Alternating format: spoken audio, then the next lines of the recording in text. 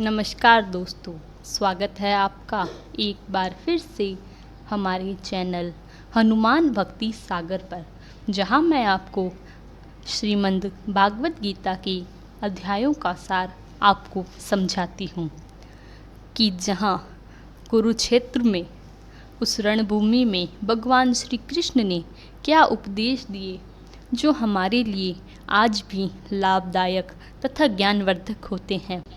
तो आइए शुरू करते हैं श्रीमद् भागवत गीता का 14वां अध्याय। इससे पहले कि आप इसके अध्याय में खो जाएं, हमारे चैनल हनुमान भक्ति सागर को सब्सक्राइब करना ना भूलें, ताकि आगे की अध्यायों की वीडियो आपको सबसे पहले प्राप्त हो जाए। तो चलिए शुरू करते हैं। 14वां अध्याय। श्री भगवान ने कहा, फिर भी ज्ञानों में श्रेष्ठ ज्ञान मैं तुमको कहता हूँ, जिसको जानने से सारे मुनिजन मोक्ष रूप परम सिद्धि को प्राप्त हुए हैं। इस ज्ञान की सहायता से मेरे स्वरूप को प्राप्त हुए लोग सृष्टि के समय जन्मते नहीं और प्रलय काल में कष्ट नहीं पाते। हे अर्जुन, परम ब्रह्म मेरी योनि है, मैं उसमें गर्भ को रखता हूँ और उसमें भूतों की उत्पत्ति होती है। हे कौन्तेय, सब गर्भों में विभूतियाँ उत्पन्न होती है, उनकी उत्पत्ति स्थान विकृति है और मैं बज देने वाला पिता हूँ। हे महाबाहु, प्रकृति से उत्पन्न सत्व, रज और तम तीनों गुण देह में रहने वालों निर्विकार आत्मा को बांध लेते हैं। हे अनंत, इसमें तत्व निर्मल होने के कारण प्रकाश और निरूप द्रव्य हैं, जो प्राणी को सुख और ज्ञान के साथ बांधती है। हे कौन्तेय, रोगात्मक रौद्र गुण से तृष्णा और आसक्ति उत्पन्न होती है, जो प्राणी को कर्म के साथ बांधती है। तमोगुण की उत्पत्ति अज्ञान है और यह नर्म आलस्य निद्रा से प्राणी को बांधता है। हे अर्जुन, सत्व सुख उत्पन्न करता है, रज कर्म पैदा करता है, तब सब ज्ञानों को ढककर प्रमाद पैदा होता है। हे अर्जुन, सत्व गुण रज और तम को दबाकर बढ़ता है। इसी प्रकार रज तत्व और तम को तम सत्व तथा रज को दबाकर बढ़ता जाता है। इस देह में इंद्रियों द्वारा सब ज्ञान का प्रकाश उत्पन्न हो, तब समझिए सत्व गुण की विशेष वृद्धि होती है। हे कौन्तेय, रजोगुण की वृद्धि से लोभ कर्मों में प्रवृत्ति तथा कर्मों का आरंभ, अशांति और इच्छा उत्पन्न होती है।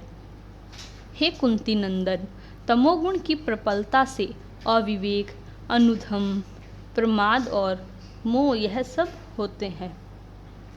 जब देह को सत्व गुण के उदय से मृत्यु प्राप्त होती है, तो वह ज्ञानियों के प्रकाशमय लोक को पाता है। रजोगुण के उदय से मरकर कर्मों में आसक्त मनुष्य जन्म लेता है और तमोगुण के उदय में मरा हुआ मूढ़ योनि में जन्म जाता है।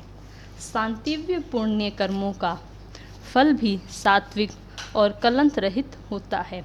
राजस कर्मों का फल दुख और तामस कर्मों का फल अज्ञान होता है। सत्व से ज्ञान उत्पन्न होता है, रज से लोभ तथा तम से प्रमाद, मोह और अज्ञान की उत्पत्ति होती है। सात्विक पुरुषों को उत्तम, राजस को मध्यम और अधम तामसी लोगों को नीच गति प्राप्त होती है। जो दृष्टि गुणों से अलग अर्थात निर्गुण साक्षी मात्र आत्मा रूप जान लेते हैं, वह मेरे रूप को प्राप्त होता है।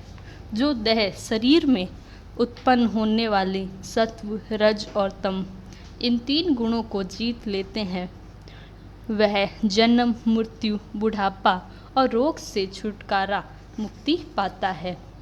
भक्त अर्जुन ने पूछा, हे प्रज्ञ, कैसे मालूम हो कि अमुक मनुष्य ने तीनों गुणों को प्राप्त किया है? उसका क्या बर्ताव है? किन उपायों से वह तीनों गुणों को त्यागता है? है पांडव, प्रकाश, प्रवृत्ति और मोह होने से जो दुखी न हो और निर्वृत्ति होने से उनकी इच्छा ना करे, उदासीन मनुष्य के समान, जिसको सब दुख समान है और गुणों के कर्म होते ही रहते हैं। यह जानकर जो निश्चिंत रहता है और कभी विचलित नहीं होता, जिसको सुख और दुख, मिट्टी, पत्थर और सुवर्ण, प्रिय और अप्रिय, निंदा और स्तुति समान है, जो धीर है, जिसमें सभी बखेड़े छोड़ दिए हैं, उसे गुणातीत कहते हैं। जो अनन्य भक्ति से मुझे पूजता है, वह तीनों गुणों को जीत कर ब्रह्म भाव को प्राप्त करता है, क्योंकि ब्रह्मा का विकार रहित मोक्ष का और सनातन धर्म का अखंड सुख का भंडार मैं ही हूँ।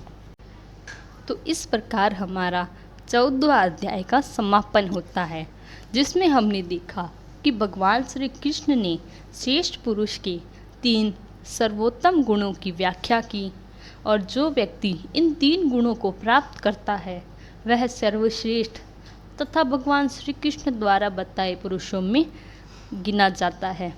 आगे के अध्यायों के लिए हमारे चैनल हनुमान भक्ति सागर को सब्सक्राइब जरूर करें। तब तक के लिए धन्यवाद। आपका दिन मंगलमय हो।